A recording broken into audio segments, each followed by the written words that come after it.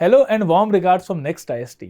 Myself Ajay Singh and I will be taking the economy portion discussion of the Anubhav Test Paper 3 that was conducted on 23rd March 2025.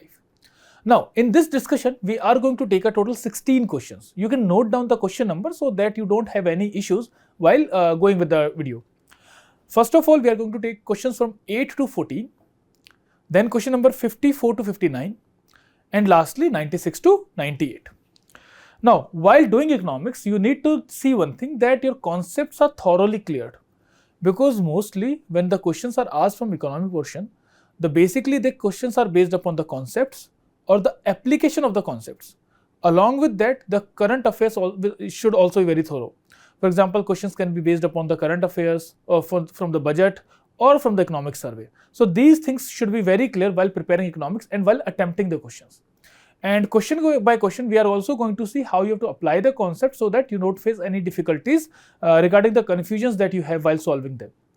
Now let's start the discussion. The first question that we have is about foreign portfolio investment. I hope you are aware about what is foreign portfolio investment and what is foreign direct investment, because foreign portfolio investment simply means that the investment is going to a certain portfolio and it can be a short-term investment also. Foreign direct investment is a long-term investment and it goes directly in the investment part. So let's see the question here.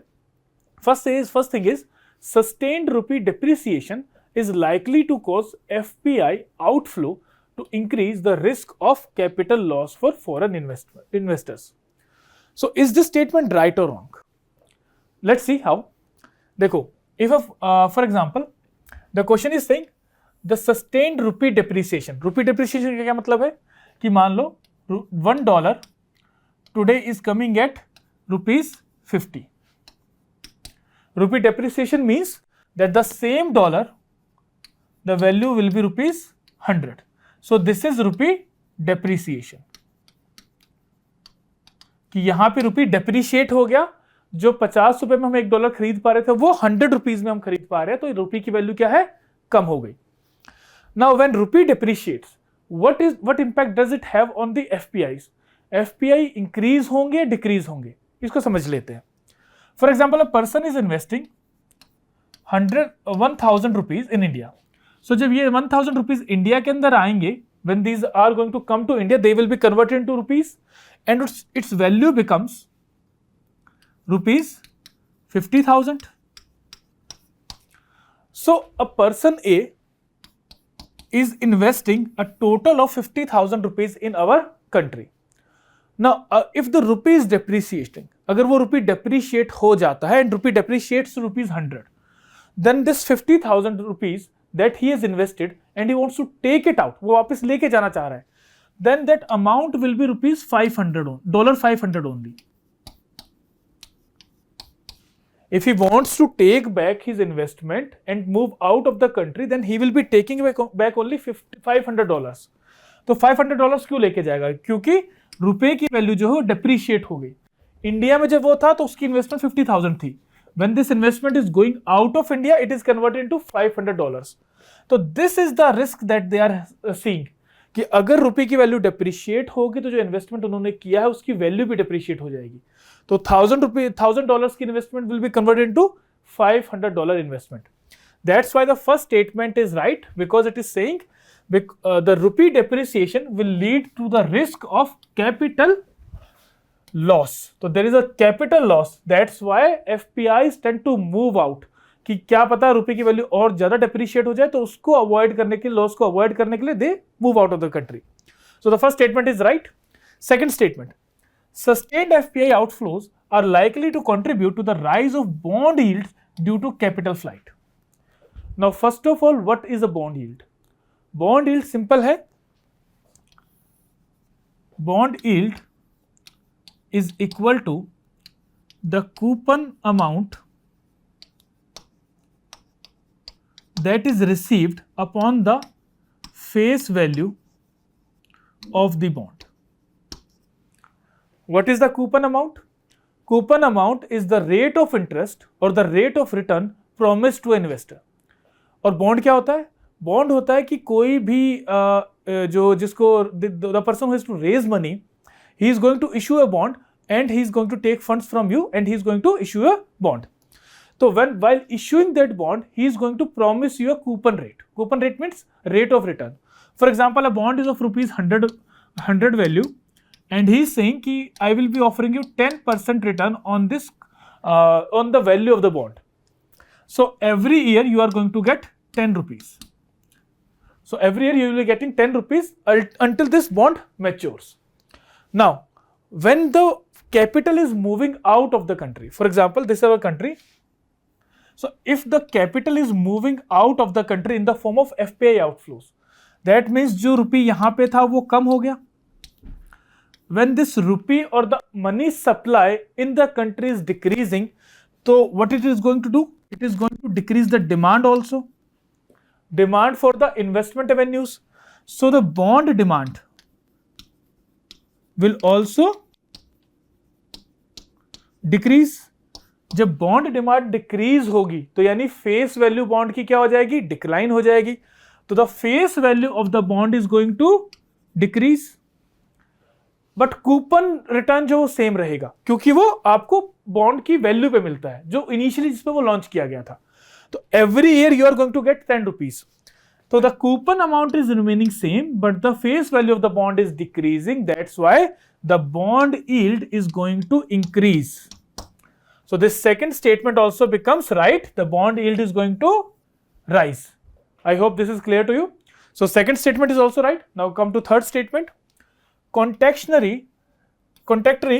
monetary policies like to help in managing the excessive outflow, FPI outflows from India.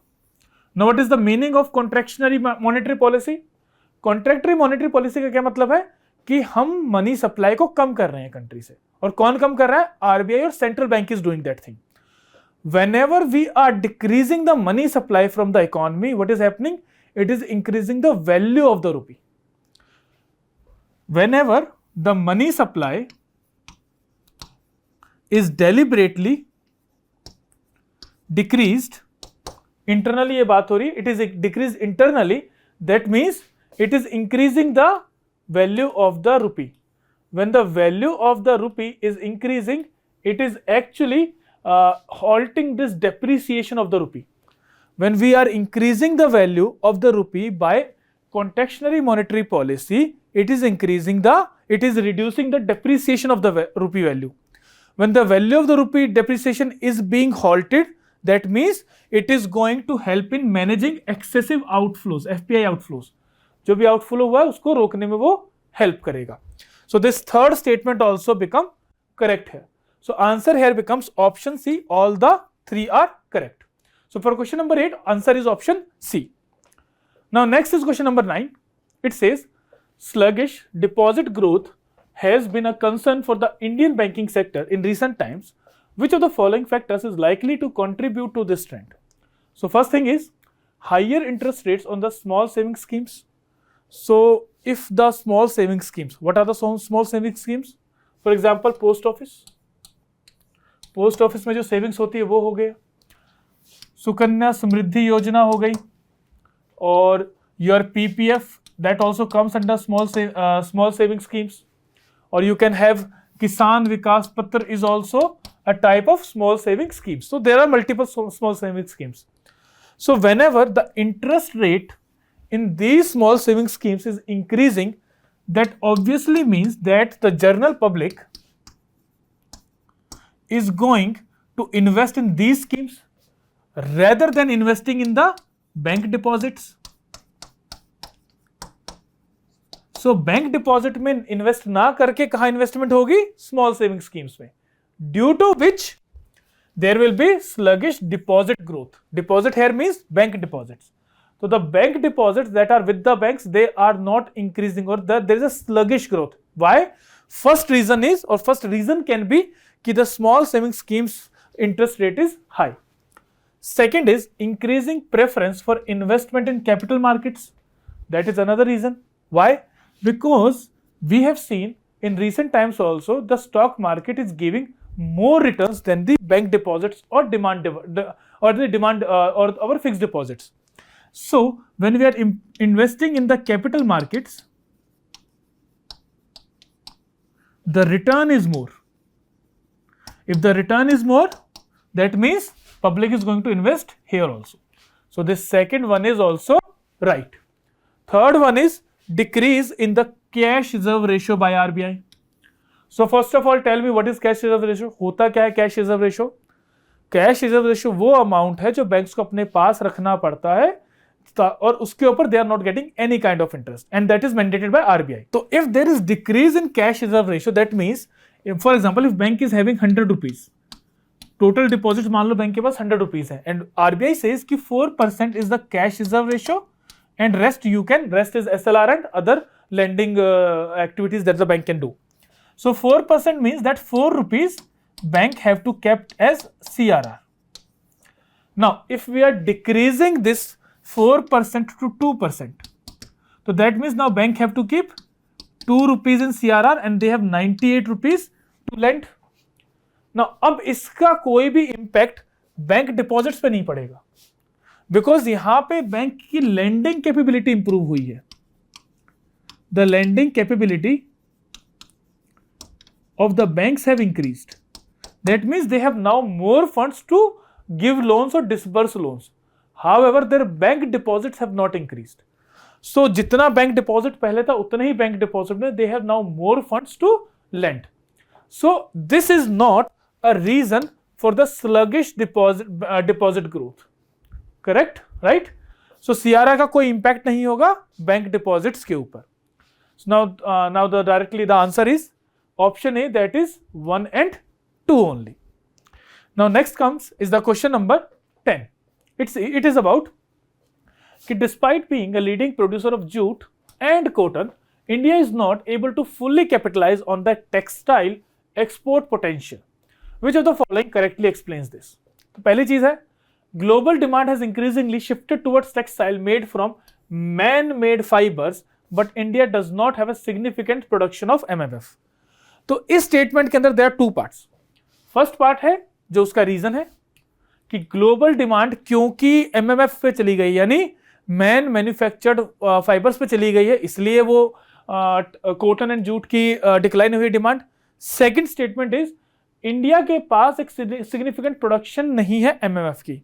तो इन दोनों statements को हमें analyse करना होगा. देखो fibres आपके दो तरह के होते हैं.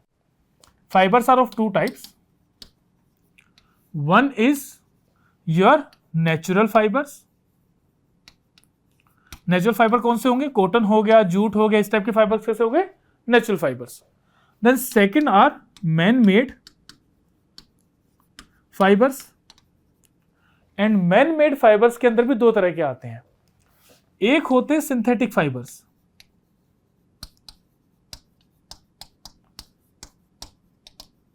सेकेंड बनते हैं वुड पल्प से. Synthetic fibers include like nylon, polyester. These are synthetic fibers. So synthetic fibers are nylon, polyester, etc. Now the question is कि the demand for the natural fibers has declined from India. उसका reason क्या है? First reason is that synthetic fibers की demand increase हुई है. Synthetic fibers today account for 75% of the all fibers. यानी 75% fibres कहां से आता है? सिंथेटिक से. And even 60% only comes from the polyester.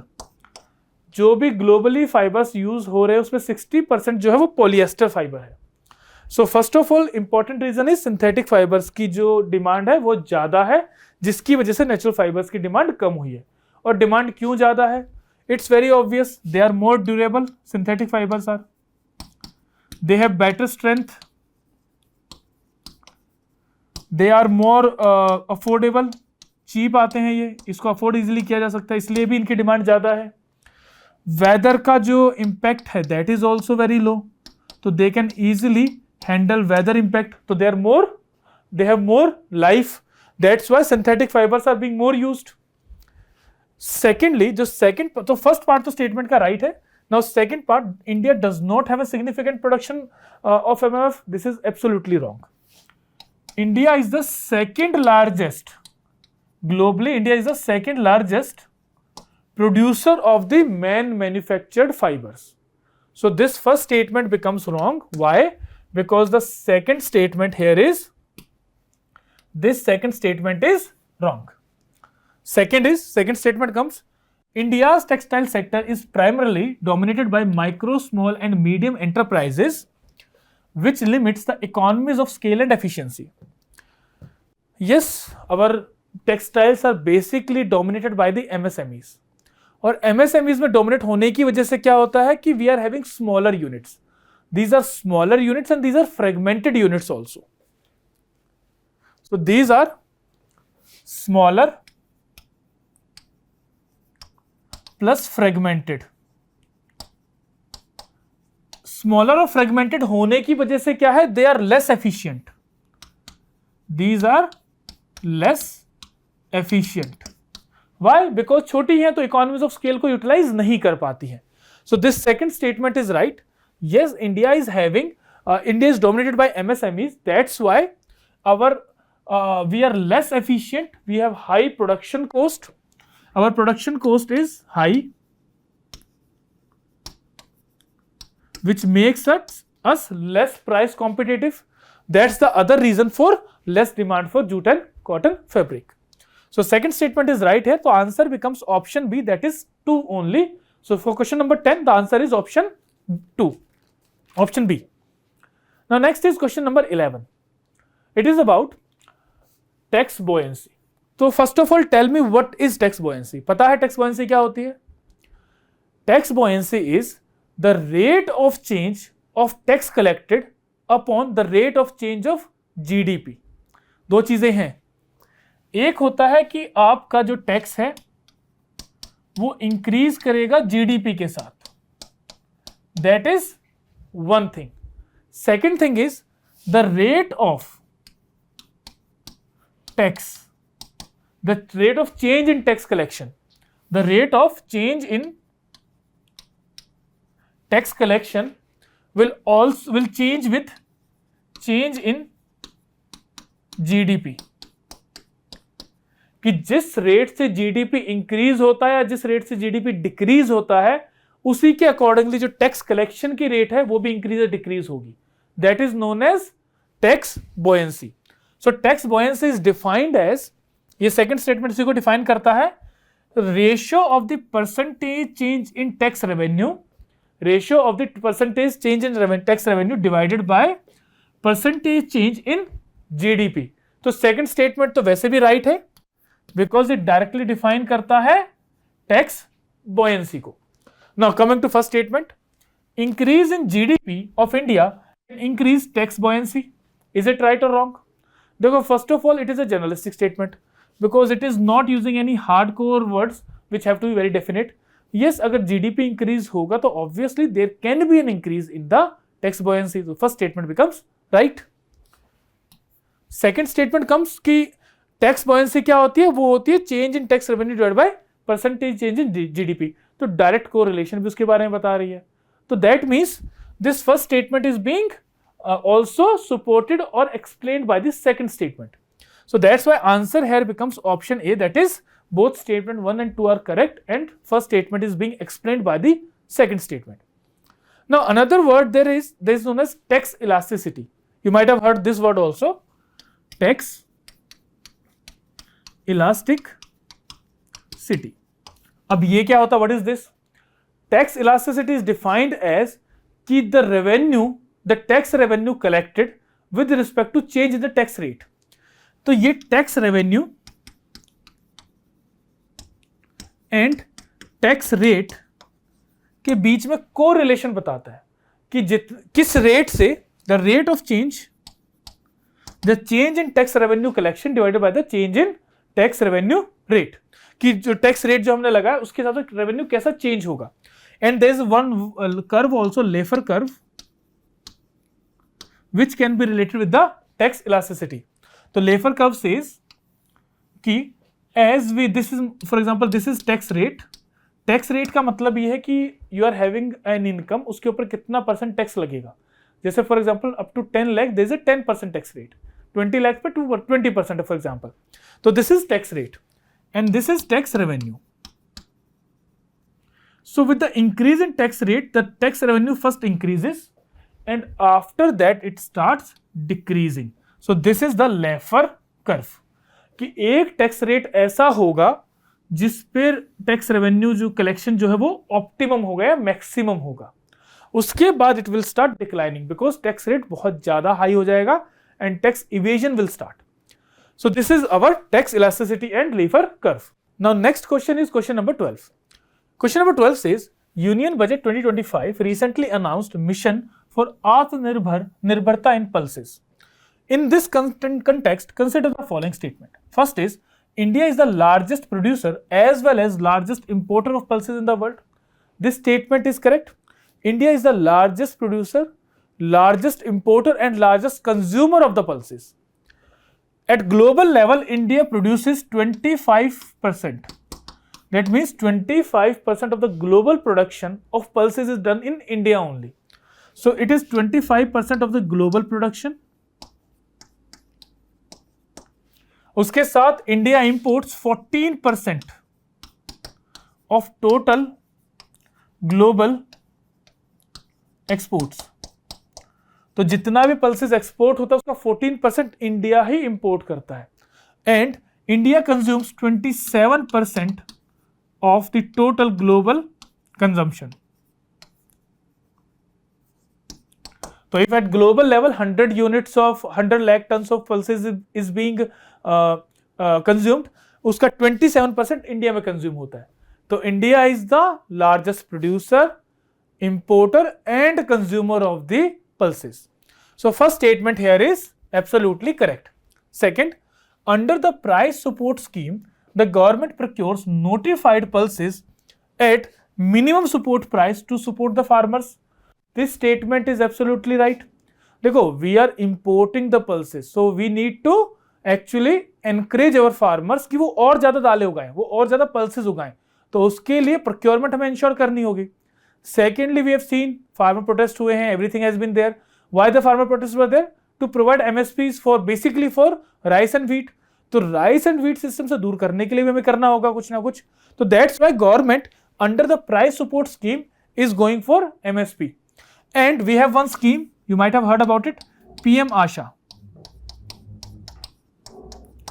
The name of the scheme is Pradhan Mantri Annadata Aay Suraksha Yojana.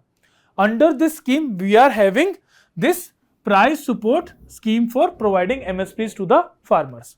So this statement is again correct. And we are also having a crop diversification program. And this crop diversification program, it is being implemented in the older green revolution states that were Haryana, Punjab and Western UP. So this crop diversification program is also being implemented to improve the pulses production. Third is to encourage domestic production. The government of India has recently increased the import duties on all the major pulses. So first of all, this statement is wrong. Why? Because India ने duty free कर दिया है. It has been made duty free. If anyone is importing pulses from outside countries, then it is duty free. Why duty free? Because India is the largest consumer of pulses also and largest importer is also. So although by increasing the import duty, we might have stopped the imports, but the problem is that कि उसकी वजह से जो inflation है वो ज़्यादा हो जाएगा. तो to manage the inflation also, recently the government has made the import of pulses duty free till the time we are self-sufficient in the production. And Canada is one of the exporters of pulses to India. So the third statement here is wrong. Answer here becomes option A, that is 1 and 2 only. Now next is question number, no, this is the data with respect to the import and exports. So in 2021-22 we had imports of 26.99 lakhs and exports were hardly 4 lakh ton. Then in 23-24 it was 47.38 lakhs. तो देखो almost double हो गया यहाँ पे. 24.96 था, यहाँ से कितना हो गया 47.838. And exports have actually declined. तो एक्सपोर्ट जो है पल्सेस में डिक्लाइन हुए हैं और इंपोर्ट जो है वो इंक्रीज हुए हैं. तो we have a huge amount of imports for the pulses. अगर हम इसको स्टॉप कर देंगे तो our prices for the pulses they will skyrocket, तो इन्फ्लेशन बहुत ज्यादा हो जाएगा. So to stop that the government has actually made it duty free to control the inflation part. Now next is question number 13. It says, consider the following statement. If RBI injects new currency into the economy, both monetary base and money multiplier will increase. So first of all we have to see what is monetary base. Secondly, what is money multiplier. देखो monetary base क्या होता है? Monetary base is the total amount of currency in circulation plus deposit, bank deposits with RBI. तो monetary base actually includes two things. One is total currency in circulation and the bank deposits with RBI.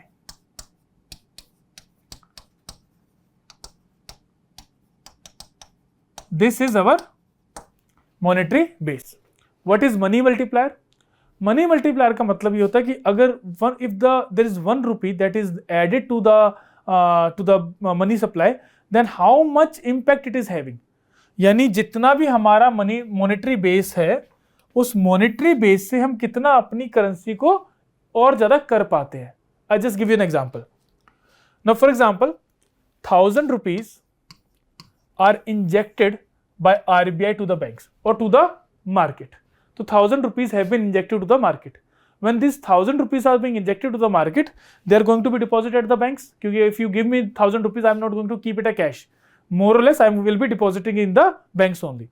So whenever new money is being added to the market, that money more or less, or the major portion of that money is going to the banks only. Hardly 1 or 2% is kept as cash. More or less, the money is deposited at the banks only. Now, when the money is deposited at the banks have two options. The bank have to do two things.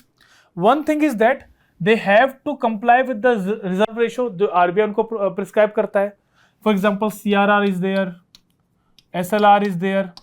So according to these norms, they have to put that in reserve part. और जो बाकी बचा हुआ money है, that is 600 rupees, वो आगे loan में दे सकते हैं to the public, to the corporates or to whomever they want to.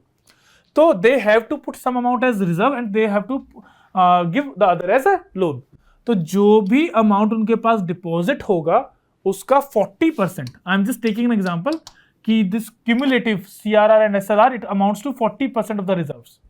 तो 40% has to be kept as the reserve और जो बाकी अमाउंट है वो लोन में दे सकते हैं. Now when this amount is given to the loan, for example I have taken loan of 600 rupees, तो I am not going to utilise it fully. मैं क्या करूंगा, इसमें से कुछ चीज को यूटिलाइज करूंगा और बाकी पैसे को या तो बैंक में रख दूंगा, धीरे धीरे उसको यूटिलाइज करूंगा. And wherever I am spending this amount, that other person is also going to keep that amount in the bank only. तो ये घूम फिर के जो अमाउंट है सारा का सारा दोबारा से बैंक में ही आ जाएगा वापस. Again bank is getting new money.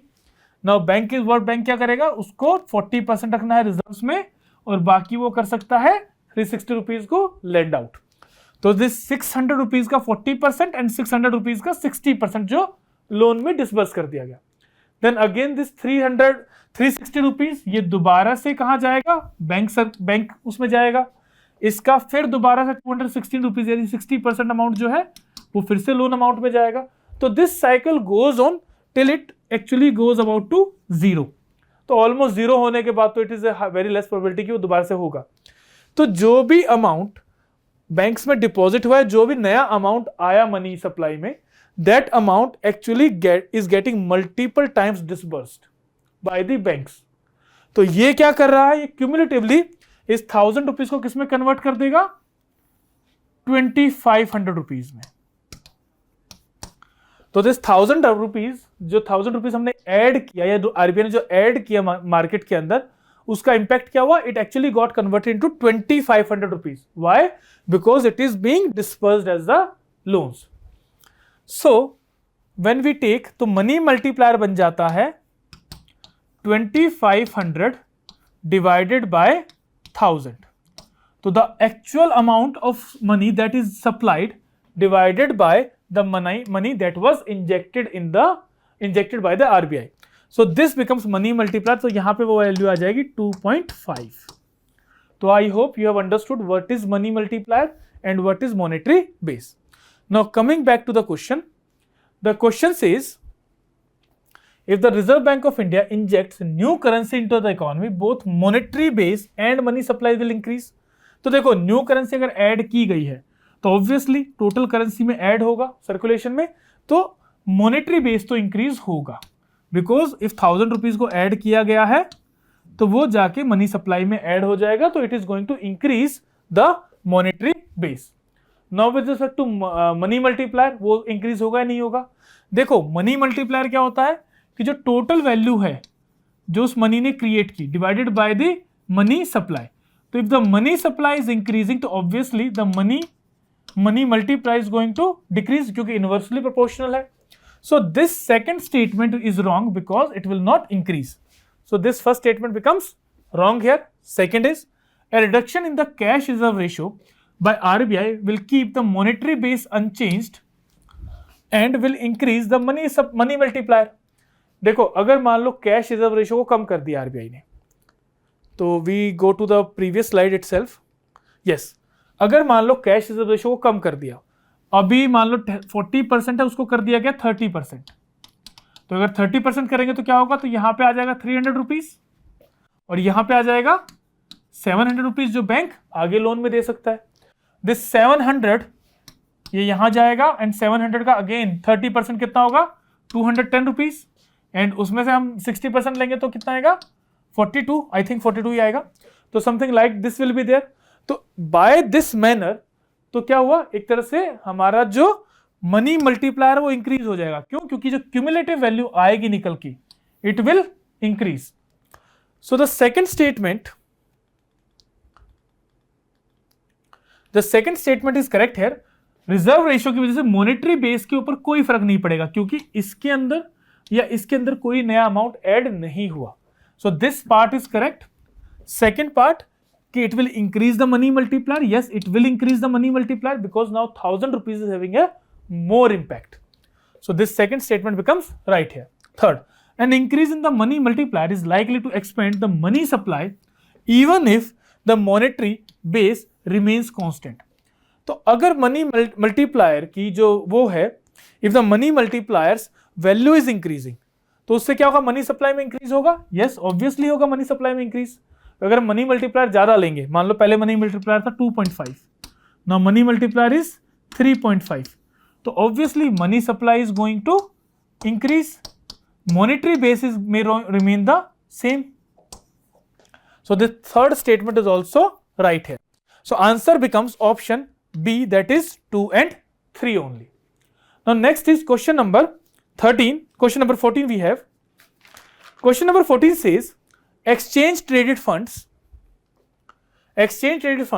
and index funds have contributed to recent increase in the retail participation in financial market. Which of the following correctly differentiates between them? तो let's see. पहले तो exchange traded funds क्या होते हैं? Exchange traded funds and index funds वो दोनों almost same चीजें हैं, पर इंडेक्स फंड्स क्या है? Index funds are always traded after the market. Exchange traded funds वो मार्केट के बीच में भी हो सकते हैं. दूसरी चीज क्या है? एक्सचेंज ट्रेडेड फंड्स जो है वो इंडेक्स के लिए भी हो सकते हैं, वो कमोडिटीज के लिए भी हो सकते हैं, वो स्टॉक्स वगैरह के लिए भी हो सकते हैं, सिक्योरिटीज वगैरह के लिए भी हो सकते हैं. तो this exchange traded funds they can be for multiple things. They can be for stocks, they can be for bond, they can be for commodities, they can be for indices.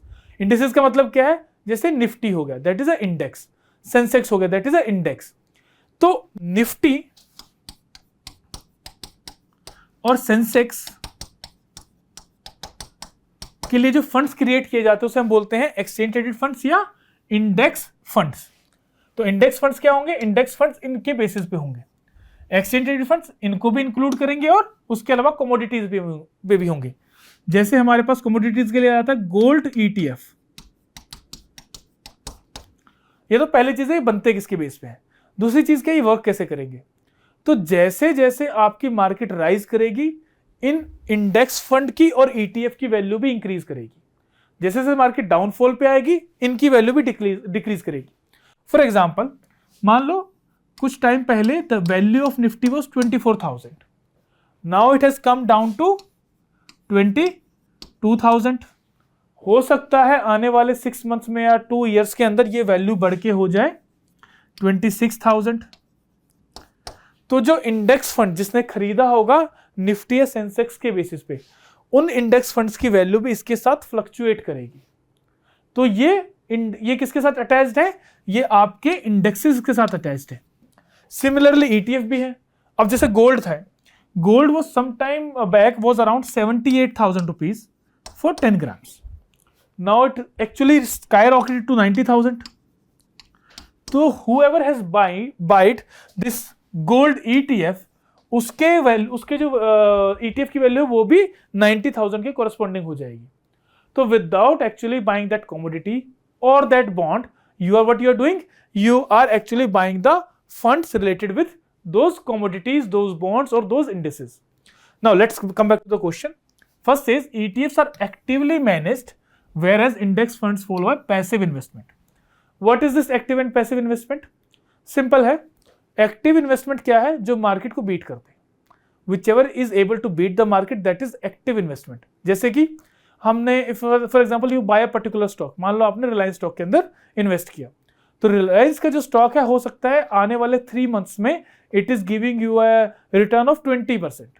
Where ever जो Nifty है, Nifty is hardly giving a benefit of 4 to 5%। तो if you have invested in Nifty you would have be getting 5% return. You invested in Reliance, you are getting a return of 20%। तो आपने क्या किया? Market को beat कर दिया। So that is an active investment when you are able to get more return which the market could have provided or which the market has actually appreciated.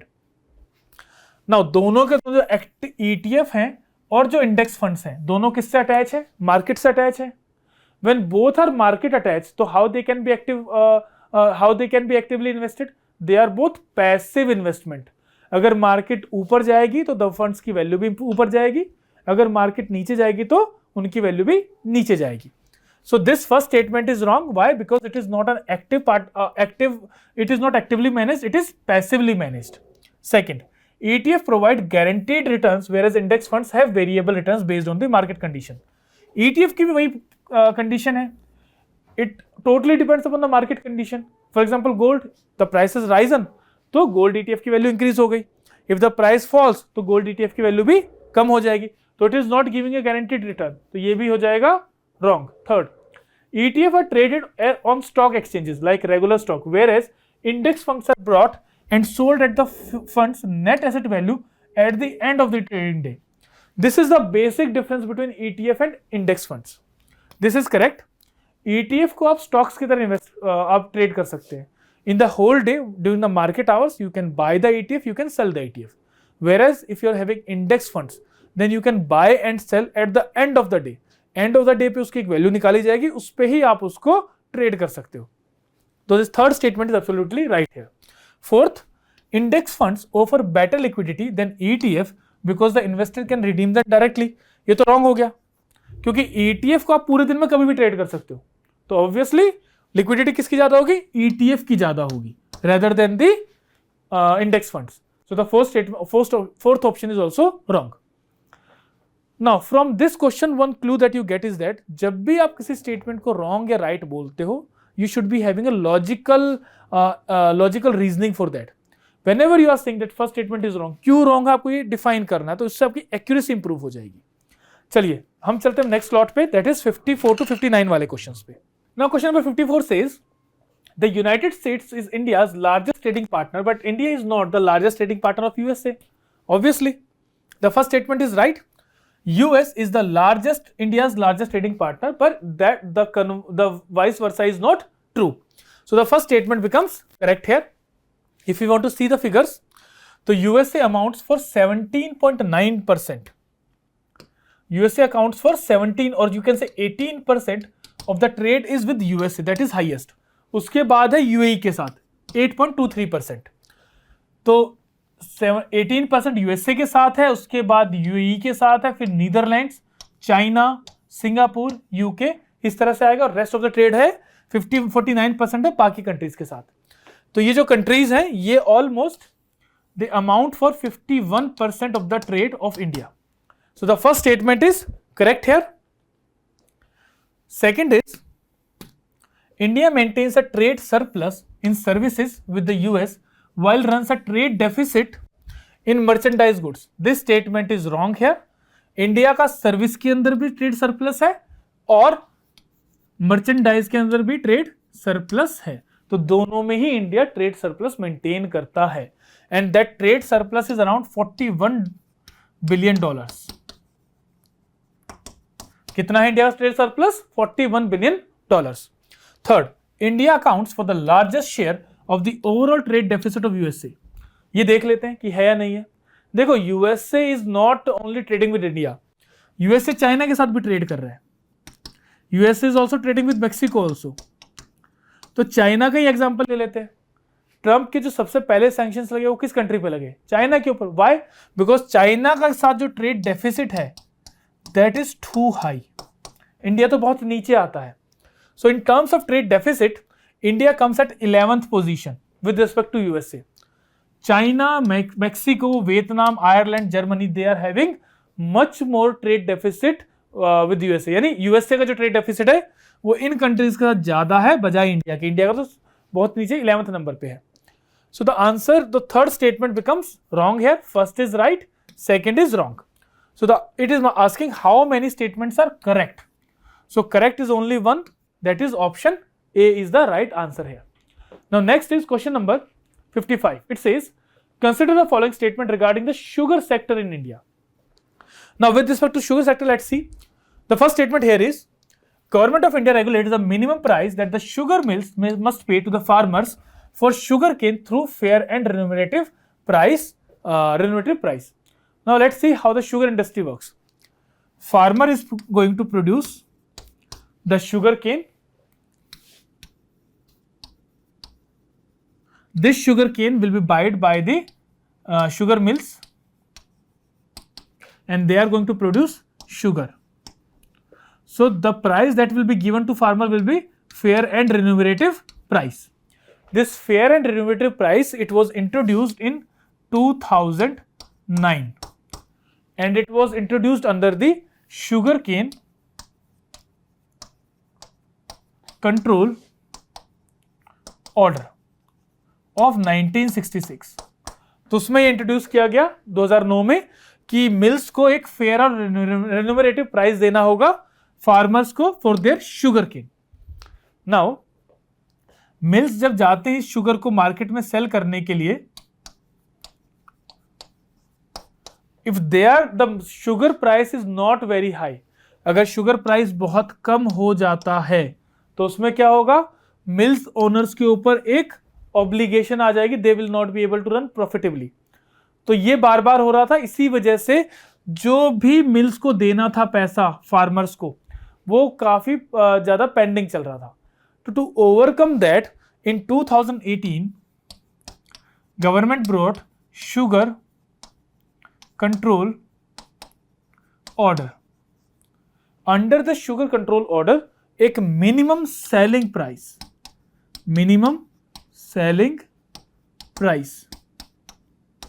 Was introduced कि sugar इससे नीचे price पे नहीं बेची जाएगी।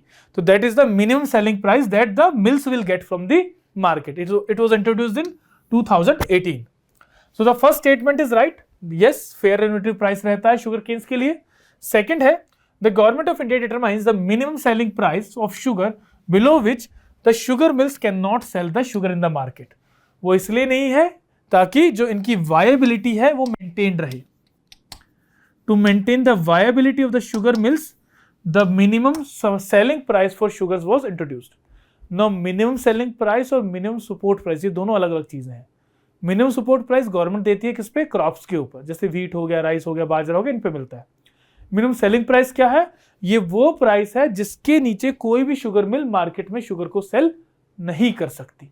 वो किस लिए है, टू मेंटेन देयर वायबिलिटी। तो एक तरह से हम शुगर का मिनिमम प्राइस मेंटेन करते हैं। वो कौन डिसाइड करेगा, गवर्नमेंट डिसाइड करेगी। तो this second statement is also right. So which of the above statement is all are correct? Both the statements are correct here. So answer becomes option C, both 1 and 2. Next is question number 56. It says, recently gold smuggling cases in India have been on rise. इस context में देखते हैं क्या बोला है इसने। Custom duty applicable on gold carried by a passenger to India varies based upon the duration of stay abroad prior to returning. Yes, government ये चीज अकाउंट करती है कि अगर आप ज्यादा टाइम तो वहां रह रहे हो तो हो सकता है आपने ज्यादा बाय कर लिया हो गोल्ड। तो इस केस में ड्यूरेशन ऑफ स्टे को भी एक फैक्टर माना जाता है in imposing the custom duty. तो first statement is correct here. Second is female passengers are allowed to carry higher quantity of gold, duty free gold than the male counterparts. This is also correct. Female passengers 20 gram gold carry कर सकते हैं without paying any custom duty, और duty free gold ये बोलेंगे हम इसको।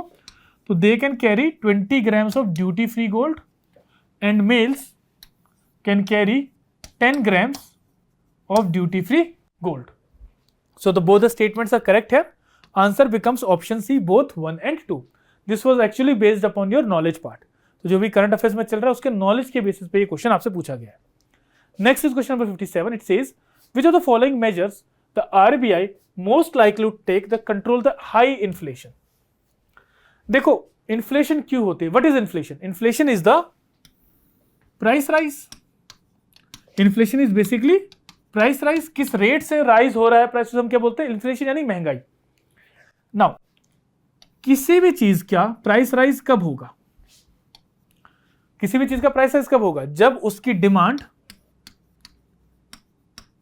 Increase हो। एक रीजन तो ये है प्राइस राइज का कि उसकी डिमांड हो गई इंक्रीज। दूसरा रीजन क्या हो सकता है कि जो उसकी कॉस्ट ऑफ प्रोडक्शन है वो इंक्रीज हो जाए। For example if I have to make this stylus और इसकी कॉस्ट ऑफ प्रोडक्शन इंक्रीज हो गई तो obviously I have to increase the price, वरना मैं अपनी कंपनी रन नहीं कर पाऊंगा। तो एक तो हो गया हमारा कॉस्ट पुश इन्फ्लेशन, और दूसरा हमारा हो जाएगा डिमांड पुल इन्फ्लेशन। तो कॉस्ट पुश इन्फ्लेशन का काम को कौन देखेगा? गवर्नमेंट देखेगी, बिकॉज जो भी कंड्यूसिव चीजें हो सकती हैं जिससे कि इनपुट कॉस्ट कम की जा सके उस पर गवर्नमेंट ही कंट्रोल कर सकती है। आरबीआई क्या कर सकता है? आरबीआई डिमांड पुल इन्फ्लेशन को कंट्रोल करने की कोशिश कर सकता है। डिमांड कब इंक्रीज होगी? डिमांड इंक्रीज होगी या तो कोई चीज स्कैर्स हो गई यानी कम हो गई है, या फिर लोगों के पास पैसा ज्यादा है।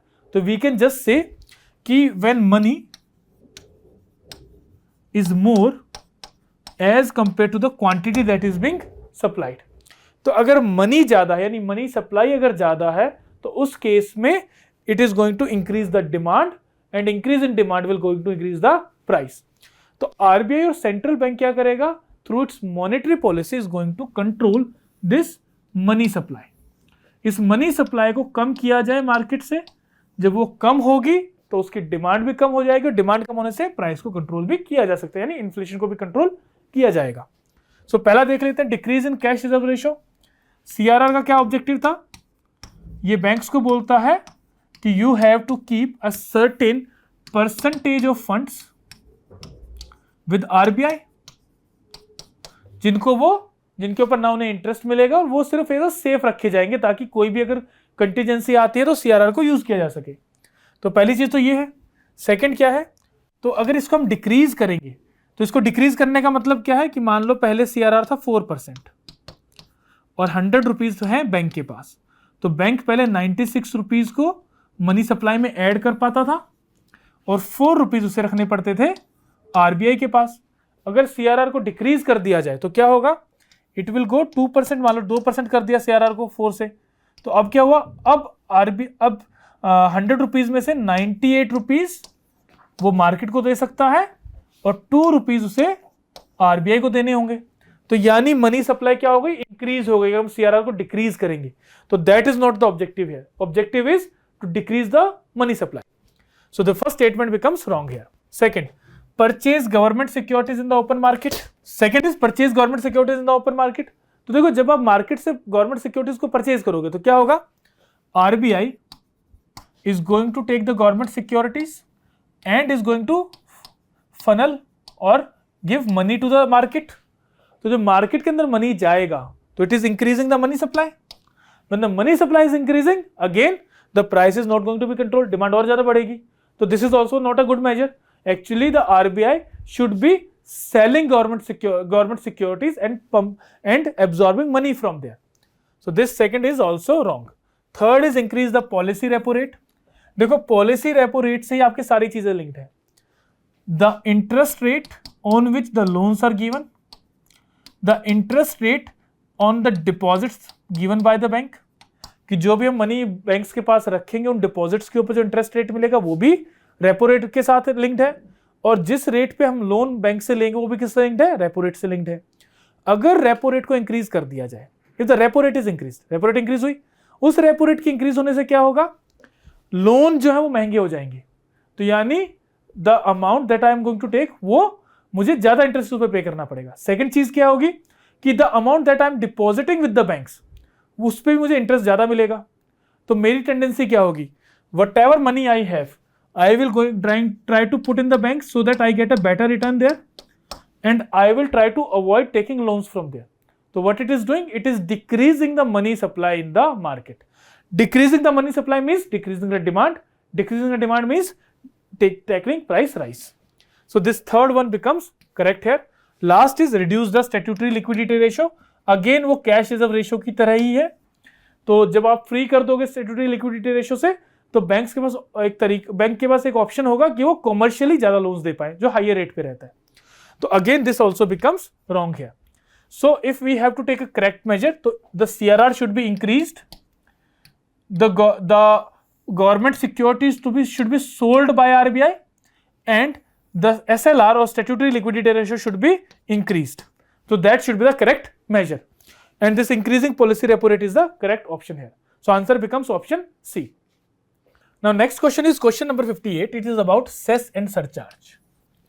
See, cess क्या होता है? It is applied for a specific purpose. For example, there is a GST cess, there is a health cess, there is education cess, and whatever amounts come under this cess, उसको हम उसी specific purpose के लिए ही use कर सकते हैं, उसको divert नहीं किया जा सकता. यानी फॉर एग्जांपल हेल्थ के लिए अगर कुछ आया है amount from the cess part, then it can not be use for farmers. उसको हमें एजुकेशन या हेल्थ के लिए ही यूज करना होगा, उस पर्टिकुलर पर्पज के लिए यूज करना होगा. Second is surcharge.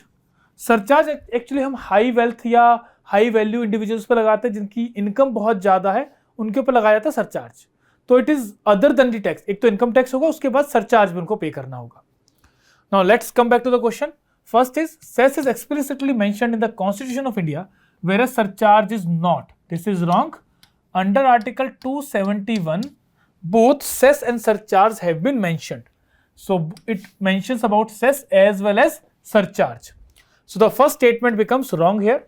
Second is proceeds from cess are deposited in CFI, whereas those from surcharge are credited to separate fund. This statement is again wrong. The proceeds from the surcharge are also credited to CFI. वो CFI में ही वो deposit होते हैं. Third, surcharge is levied only on the direct taxes, whereas cess is imposed exclusively on the indirect tax. This again is wrong. Cess can be on the direct as well as on the indirect taxes. तो it is not कि आप सिर्फ indirect taxes पे ही impose करोगे, direct taxes पे impose होता है. So this third statement also becomes wrong here. Last, cess is calculated on total tax liability, including the amount of surcharges applicable. This statement is correct because cess is tax on tax, so it is calculated on the total tax liability. So first statement is right here. So answer here becomes option A, that is only one statement is correct. Now next is question number 59. It says a country seeks to impose higher tariffs on imports from other countries. In this context, consider the following statement. The higher tariffs can lead to trade diversion, whereas imports shift to more efficient producers to the less efficient ones. What is trade diversion? Trade diversion का मतलब यह है कि मान लो for example a person is buying, हम मान लेते हैं एप्पल आईफोन्स, तो that is a good product, तो उसको बाय करने की बजाय he will go for the Chinese products. तो दैट इज ट्रेड डाइवर्जन, यानी products are getting replaced. So obviously if I have for example I have 1 lakh rupees, I can buy iPhone, but if this tariff has been increased, then what I am going to do? I will switch over to the Chinese products or any other product of lower quality. तो what we are doing is that we are shifting from more efficient to less efficient ones. So this first statement is right here. Second, reduction in consumer benefits to higher tariff is more than the potential producer gains, leading to overall efficiency loss in the economy. देखो, जब भी tariff को increase किया जाएगा, एक को फायदा होगा, एक को घाटा होगा. फायदा किसको होगा? प्रोड्यूसर्स को होगा, जो डोमेस्टिक प्रोड्यूसर्स है. वाई? बिकॉज अगर किसी फोन को इंपोर्ट किया जाता है, कोई प्रोडक्ट बाहर से इंपोर्ट अगर किया जा रहा है, अगर हमने उसके ऊपर टैरिफ हाई लगा दिया तो क्या हुआ? उसकी वजह से उसका प्राइस इंक्रीज हो गया. तो व्हाट इज हैपेंड? वो जो पर्टिकुलर प्रोडक्ट है जो इंपोर्ट किया जा रहा है, that particular product is becoming less price competitive. For example, मान लो उसकी एक्चुअल प्राइस है 70,000 रुपीज, पर आफ्टर इम्पोजिंग टैक्सेस इम्पोज करने के बाद उसकी जो प्राइस है वो बन जाती है 1,10,000 रुपीज. तो इस केस में क्या हुआ? वो प्राइस कॉम्पिटिटिवनेस लूज कर देगा. तो it is going to do, it is going to help the producers. जो डोमेस्टिक प्रोड्यूसर्स उनको हेल्प होगी, क्योंकि वो सेम अमाउंट में अपने प्रोडक्ट को बेच पाएंगे. तो it is going to help the producers. However consumers के लिए घाटा होगा. क्यों? First of all, they are losing on basis of choice. उनकी जो चॉइस थी वो उसको लूज कर रहे हैं. They are having less number of products in the same amount. Secondly, they are paying more for the same product. If a person has to buy this particular product only, then instead of 70,000 he is going to pay 1,10,000 rupees. So he is paying more. So it is going to negatively benefit, it is going to negatively impact the consumer, whereas producer को उससे benefit होगा. पर producer को benefit तभी हो सकता है जब उसकी प्रोडक्शन कैपेबिलिटी में कोई चेंज आए. और मोरलेस होता है क्या? हायर टैरिफ्स के साथ the producers actually increase their prices instead of improving there manufacturing और इंफ्रास्ट्रक्चर. तो जो इकोनॉमिक गेन ओवरऑल इकोनॉमी को होने वाला है, that is very less as compare to the loss that we have. So this statement becomes wrong because the overall economic efficiency of the country that actually declines. So this statement is right here. Third, as per WTO, the tariff increase must not exceed the bound tariff rates committed under WTO agreement unless renegotiated. So that is a very simple term because WTO का basic objective ही ये था कि the tariff should not be very high. So if you want to revise the tariffs, then you have to go for a revising the agreement also. So the third statement obviously becomes right. So answer is, how many statements are correct? Answer is option C. All the three are correct. Now next question is question number 96. It says, which of the following are most likely consequences of the gross fixed capital formation increase in the economy? What is gross fixed capital formation? It includes buying new machinery, या नई building बनाना, infrastructure create करना, infrastructure, even training aspect भी इसमें आ जाता है कई बार. तो it is all about improving the overall capital of the economy. Let's see the question. which of the following is our most likely consequences? Increase in aggregate demand in short run due to higher investment spending. Obviously it is going to happen. For example, government is building a bridge, या government is building a new national highway. तो वो क्या कर रहा है? Infrastructure को build कर रहा है. Now the for infrastructure building what government is going to do? Government is going to go out to the contractors and उसको कॉन्ट्रैक्ट देगी. तो whenever government is building a new infrastructure, it is pumping in money and government is getting infrastructure in response. तो that money is going to market, and when that money is going to market, what is going to happen? It is increasing the aggregate demand. Why? When you are having more money, your demand also increases. तो आपकी demand भी जो है वो क्या हो जाती है? इंक्रीज हो जाती है. तो it is going to improve the overall demand और aggregate demand in short term. जब तक वो इंफ्रास्ट्रक्चर प्रोजेक्ट वर्किंग में है या जब तक वो बन रहा है, तब तक आपकी डिमांड इंक्रीज होगी. Why? Because you have more money supply in the market and that money supply is improving the aggregate demand of the economy. So the first statement is correct here. Second, decline in the share of the service sector in GDP due to higher industrial investment. देखो, पहली जो statement है वो तो आप इस चीज से भी कोरिलेट कर सकते हो कि कोविड के बाद Indian economy has grown well, and India has invested a lot of funds in this global in the gross capital fixed capital formation. तो we have invested a lot in infrastructure, जिसकी वजह से हमारी economy का जो growth है वो maintain रहा है. तो फर्स्ट स्टेटमेंट तो वहां से करेक्ट हो गया. नाउ सेकंड इज कि decline in the share of service sector due to higher industrial investment. देखो, in today's time service sector is a very important part for the industries. Logistics हो, communication हो, transportation हो, everything. So अगर industrial growth होगा तो service sector growth भी होगा, because goods को ट्रांसपोर्ट करने के लिए सर्विसेज की जरूरत है. So it is a wrong thing to say कि there will be decline in the share of the services. Service share may be maintain same और may decline little bit. So it cannot be said definitely that it will be declining, because service and industrial sector are both interlinked and closely interlinked. So this statement becomes wrong. Third is improvement in the labor productivity. Yes, labor productivity improve होगी. क्यों? क्योंकि better machinery होगी, better efficiency होगी, better training होगी. So it is going to improve the labor productivity also. So third statement becomes right here.